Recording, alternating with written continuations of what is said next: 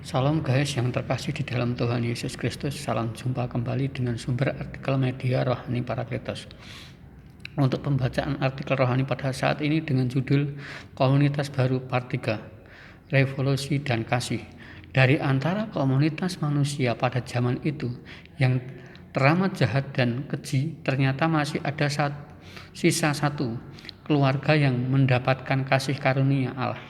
Mereka hidup saleh, karena Nuh adalah manusia yang sangat luar biasa dan berhati teguh menghadapi cobaan tantangan hidup yang datang dari masyarakat yang sangat jahat, tetapi dia mampu mempertahankan kesalehannya.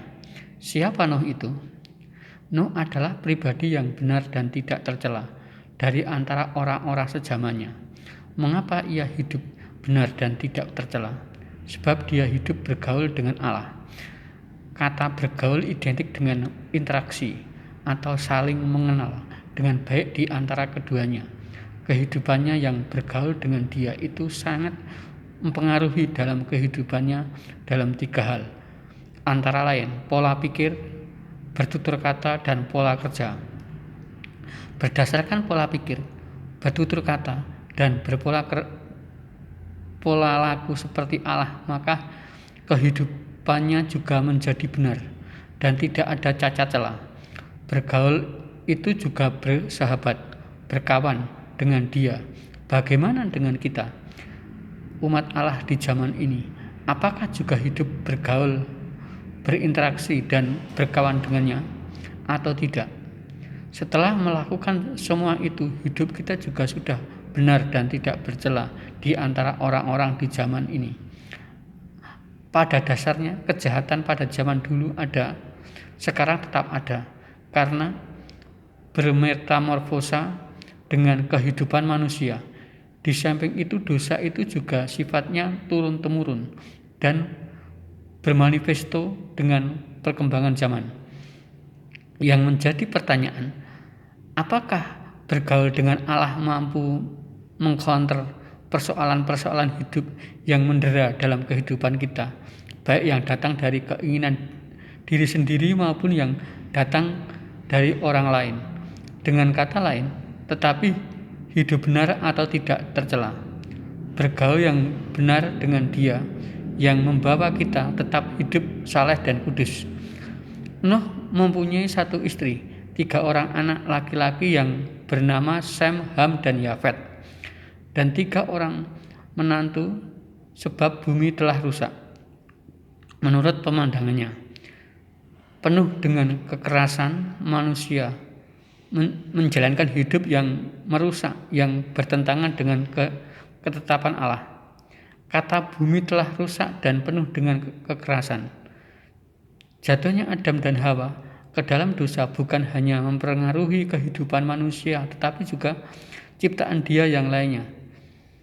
Kalau kita menengok tugas dan fungsi manusia atau ciptaan Allah, manusia diciptakan menurut gambar dan rupanya, supaya berkuasa atas ikan-ikan di laut dan burung-burung di udara, atas segala ternak dan atas seluruh bumi, dan atas binatang melata yang merayap di bumi.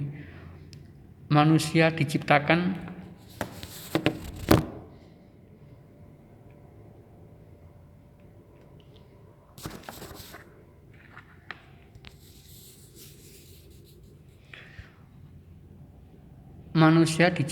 beranak cuculah dan bertambah banyak. Penuhilah bumi dan taklukkanlah itu. Mengusahakan dan memelihara taman itu. Ketika perintah itu datang, manusia Adam dan Hawa belum jatuh ke dalam dosa. Namun setelah manusia jatuh ke dalam dosa, tentunya mempunyai pola pikir dan tindakan yang amat sangat berbeda.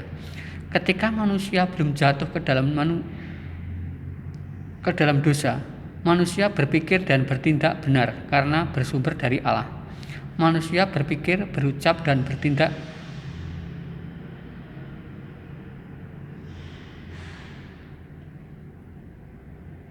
benar karena bersumber dari Allah. Sebaliknya, setelah manusia jatuh ke dalam dosa dan kehilangan kemuliaannya, pola pikir, ucapan, dan tindakannya menjadi rusak karena sudah dipengaruhi si jahat dan keinginan daging.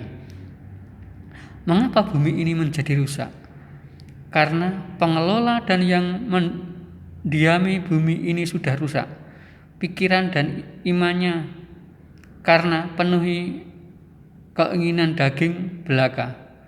Bumi ini tetap lestari atau dalam kondisi rusak sangat tergantung dengan manusia sebagai penguasa bumi. Langkah apakah untuk mengembalikan bumi ini menjadi baik?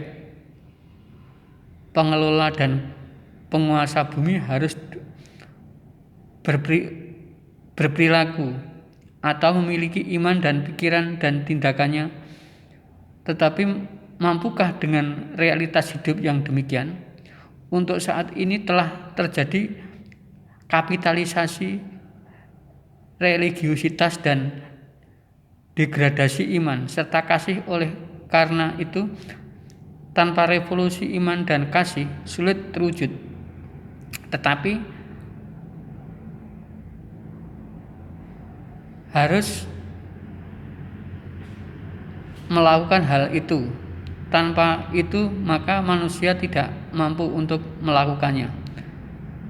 Terjadi atau tidak revolusi iman dan kasih sangat tergantung dari anak-anak Tuhan, pengikut Kristus, dalam merevolusi imannya dan kasihnya kepada Allah dan sesama. Pada zaman Nuh tidak ada iman dan kasih kepada Allah, yang ada hanya kehidupan manusia yang telah rusak dan keras yang dijalankan manusia. Amin dan bersambung.